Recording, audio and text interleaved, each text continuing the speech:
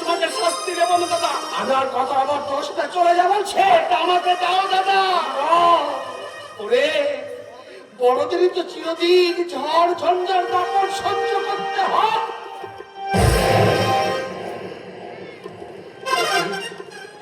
এ হার তুই কোথায় পেলি? সিনেমা থেকে স্বামী স্ত্রী ফিরছিল, আমি অন্ধকারে হার সিনেমা পালিয়ে এসেছি। তোর এই অধঃপত দেখার আগে আবার যদি মৃত্যু হতো। কে তোর দাদা? আমাকে দাদা বলে ডাকবি না। চলে যা, চলে যা আমার সামনে থেকে। আর আমাকে দাও।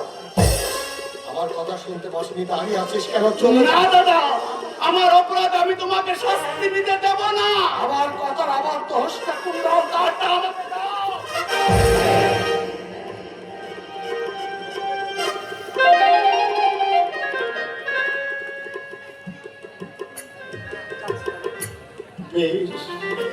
আমি চলেই যাচ্ছি দাদা, তবে তুমি বিশ্বাস করো আমি মানুষ হতে চেয়েছিলাম দাদা, আমি মানুষ হতে চেয়েছিলাম।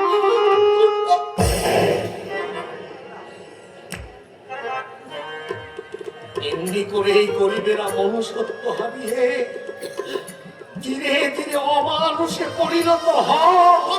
চৌধুরীর সামনে থেকে হাত ছিঁড়ে নিয়ে পড়ায় এই কলকাতা শহরে এমন। এ হার আপনার হাতে এলো কি করে?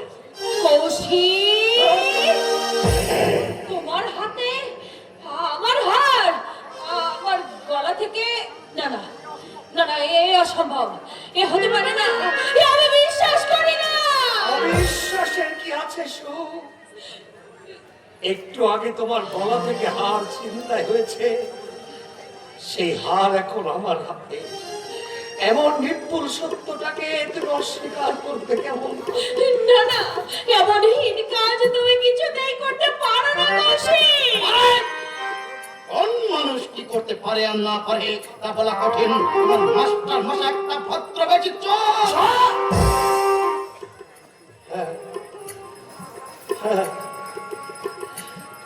আমি চোর, আমি চোর।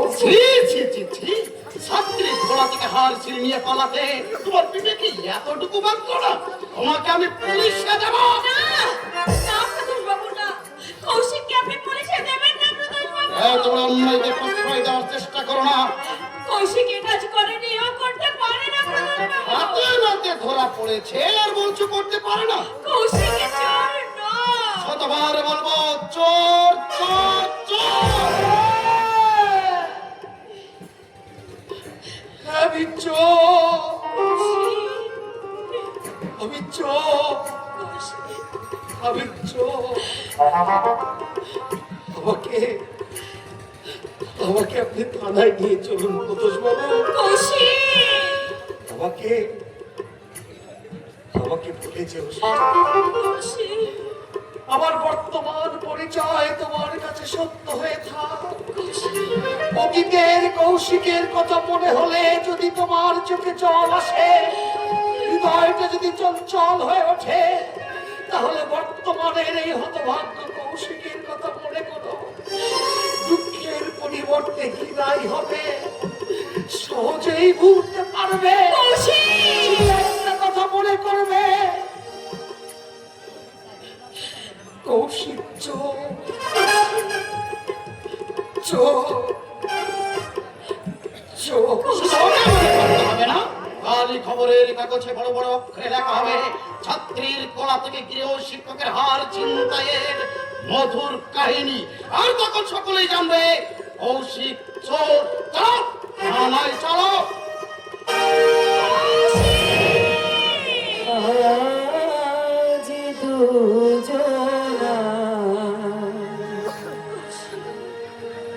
দুটি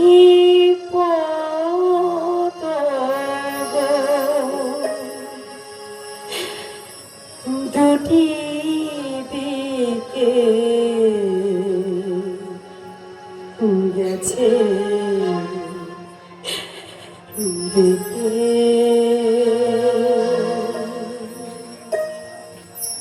তোমার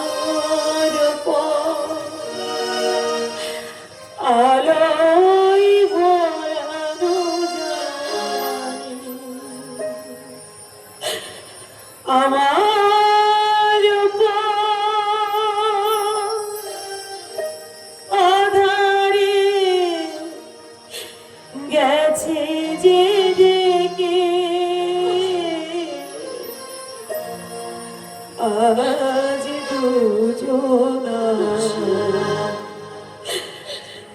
দুটি পদ দুটি দিকে গেছে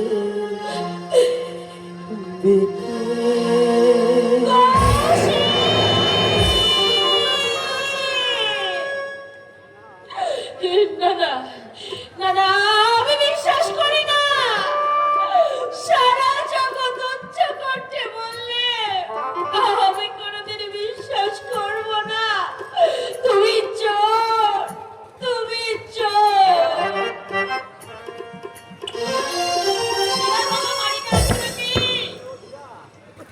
আরে ও ধীরা, ধীরা, ব্যাপার কি দিদি?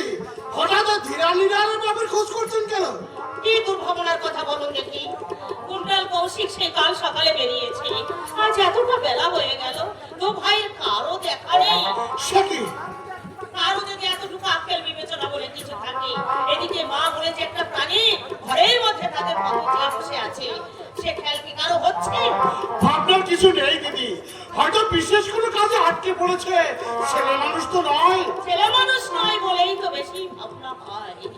বোঝেন তো, মায়ের মন সর্বদাই গুগাইতেই থাকে।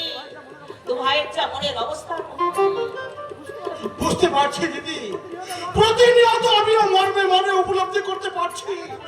একে একে সময় মনে হয় এই ঘর সংসার ছেড়ে দু চোখে যেদিকে যায় আমি সেই দিকে চলে যাই, আর না হয় আত্মহত্যা করে এই অভাবের জ্বালা থেকে আমি প্রাপ্য হতে নি। কিন্তু পারছি না, পারছি না। অসহায় ছেলে মেয়ের মুখ আমার যেন পিছু টেনে ধরে দিদি। এইসব ভেবেই আমার মনটা বড় চঞ্চল হয়ে ওঠে। বয়সের ছেলে মনের দুঃখে কি করতে কি করে বসে। না না, কৌশিক এত সহজে পরাজয় স্বীকার করবে না দিদি। শুধু কি একটাই ভাবনা, কৌশিকের বাপের যে এখন অবস্থা, এমন কপাল আমার, আয়ু থাকতে চোখের সামনে মানুষটাকে বিনা চিকিৎসায় মরতে দেখতে হবে। ওষুধপত্র চলছে না বুঝি? না চললে তবু মনটাকে একটু বুঝতে পারতাম, কিন্তু কি করব, কি বলবো আমি? সবই আমার অদৃষ্ট। কৌশিক সাথে অতীত করেছি, ঘরে চারটে প্রাণী ছাড়া আর কোনো কিছুই নেই। সবই রোগীর পেছনে খরচ হয়ে গেছে। অন্ধ এসেছে বন্ধুর কাছে, দোকান ভরে আপনার দুঃখের কথা শুনবো, কিন্তু প্রতিকার করতে পারবো না দিদি। বলুন এ সময় আমি কি করতে পারি? কি বলবো আমি, কি করব আমি, কিছুই ভেবে ঠিক করতে পারছি না। এই যে এই যে কুণ্ডাল এসে গেছে। এসেছিস? এত শাস্তি আমাকে না দিলে দু ভাই মিলে আমার গলা টিপে মেরে ফেল। এটা তোমাদের ভারী অন্যায় বাবা। জানো ঘরে একটা রোগী আছে। তোমার দাদা কোথায়? কৌশিক। চুপ করে রইলি যে? বল কোথায় তোর দাদা?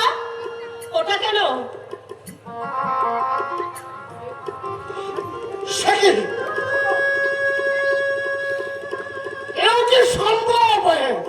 কৌশিকের মতো ছেলে? না না না, আমি বিশ্বাস করতে পারি না দিদি। অভাবের তাড়নায় এত নিচে নেমে গেছে সে। এমনই কোন সন্তান আমি পেটে ধরেছিলাম। ছি ছি ছি, কোথায় সে? আজবে বেশ হয়েছে, ঠিক হয়েছে, শাস্তি হোক তার, কঠোর শাস্তি। শাস্তি শাস্তি দাদার নয় মা, শাস্তি হওয়া দরকার আমার। ওর হ্যাঁ মা, আর চিন্তায় দাদা করেনি মা, করেছি আমি। দাদা আমাকে সরিয়ে দিয়ে নিজের কাছে সব দোষ চাপিয়ে নিলে। আমি দাদাকে কতবার নিষেধ করলাম, কিছুতেই দাদা আমার কথা শুনলো না। বড় সুখবর তুমি বয়ে এনেছো। শুনে মুখখানা আমার গর্বে দশার হয়ে গেল। মা, আমাকে তুই মা বলে ডাকবি না। কোন সাহসে এই কালো মুখ নিয়ে তুই এখানে এসেছিস? এতদিনই সাদা মুখ থেকে কি লাভবান হয়েছে বলতে পারো মা? পাচ্ছ দুবেলা পেট ভরে খেতে, পাচ্ছ বাবা আমার চিকিৎসা করাতে, পাচ্ছ নিজেদের ঘর কেন টিকিয়ে রাখতে, আস্থা করে আবর্জনার মতো যারা ঘৃণিত, তাদের আমার সমাজ, তাদের আমার অপরাধের ভয়। প্রত্যেক মানুষই সৎ পথে বাঁচতে চায় মা, সেই চাওয়া যখন তাদের বাধা পায় তখন তারা বিপদে পা বাড়ায়।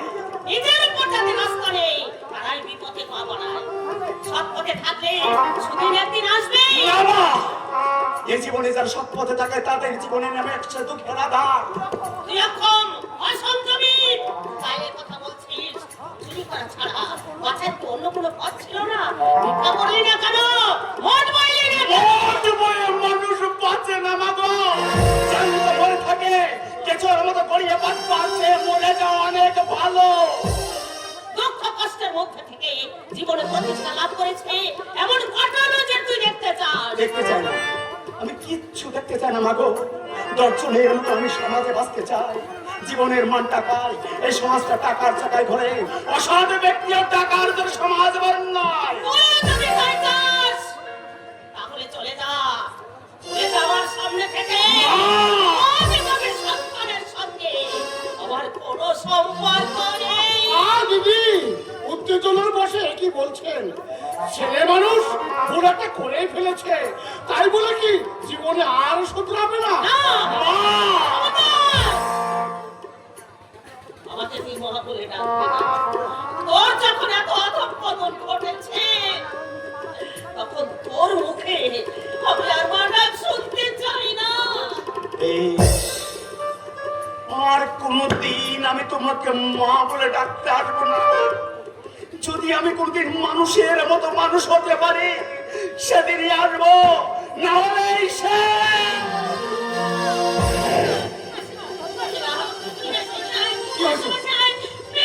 আমাদের ছেড়ে চলে গেছে।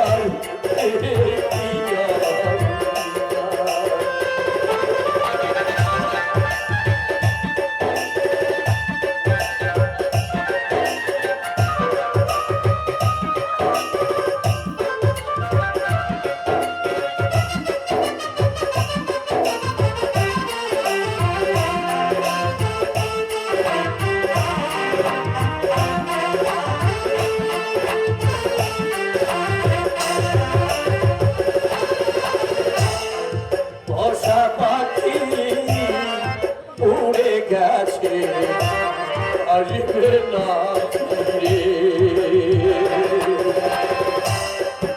এ জীবনে আর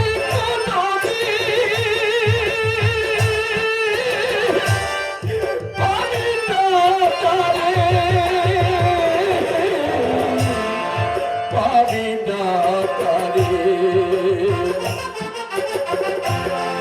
পোষা পাখি উড়ে গেছে আসবে না ফিরে ওরে এ জীবনে আর কোনদিন আসবে না ফিরে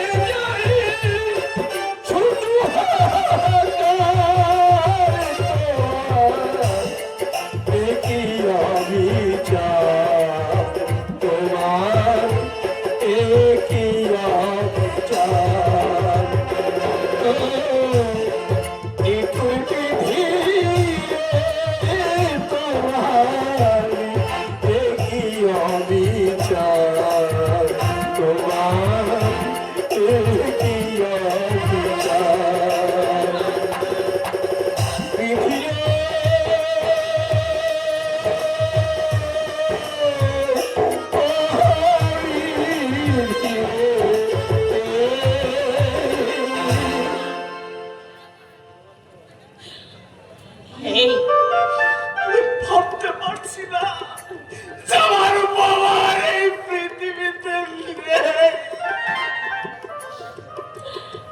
মারা গেছে, ভালোই হয়েছে। অভাবের সংসার থেকে একটা বিরাট দুর্ভাবনার পাহাড় সরে গেল। মাসিমা, এই মাসিমা, তুই কাঁদছিস না? আমার চোখে কিন্তু জল আসছে না। এই, এত বড় আনন্দের সংবাদ শুনে তুই কাঁদবি কেন? তোর মেসমশাই আমাদের মুক্তি দিয়ে চলে গেছে। মাসিমা, এই নীরা, কত বড় খরচ বেঁচে গেল বলতো তুই? কি বলছো তুমি মাসিমা? আমি তো বলবো, আমার মতো ভাগ্যবতী আর কি কেউ আছে রে? আমার স্বামী আয়ু থাকতে মরল বিনা চিকিৎসায়। আমার এক ছেলে চোর, আর এক ছেলে চুরির দায়ে হাজতে। আজ আমার কত বড় আনন্দে শিরবে বলতো নীরা। ও গণেশ্বর ভগবান, আমার মতো ভাগ্যবতী তুমি আর কাউকে করো না। আর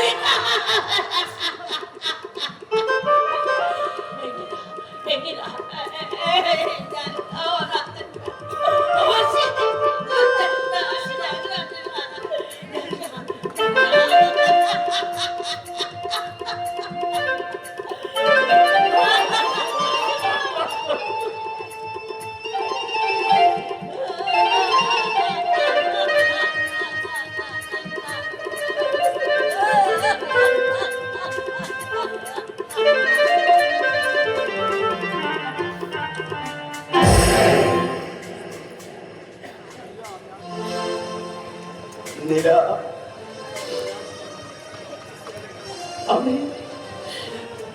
আমি আসি নীরা।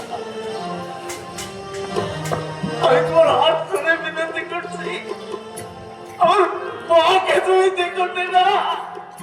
আমাকে আমার মার যে তুমি আমি দেখবার কেউ নেই। তুমি আমার মাকে দেখো। তোমার দাদা নেই, তুমিও যদি না থাকো তাহলে চলবে কি করে? চলবে না রে, আমরা যে সবাই অচল চল পদার্থ। কর্তব্য বলে আমাদের কোনো কিছু থাকতে নেই রে। ক্রিয়া কর্ম সুখ শান্তি হাসি আনন্দের দাবিতে আমাদের অন্যায়, আমাদের পর শুধু দুঃখ আঘাত আর হতাশা। পৃথিবীর সবাই নয়, মেসমশাই সৎকার করতে হবে, পাড়ার ছেলেদেরকে তুমি ডাকো।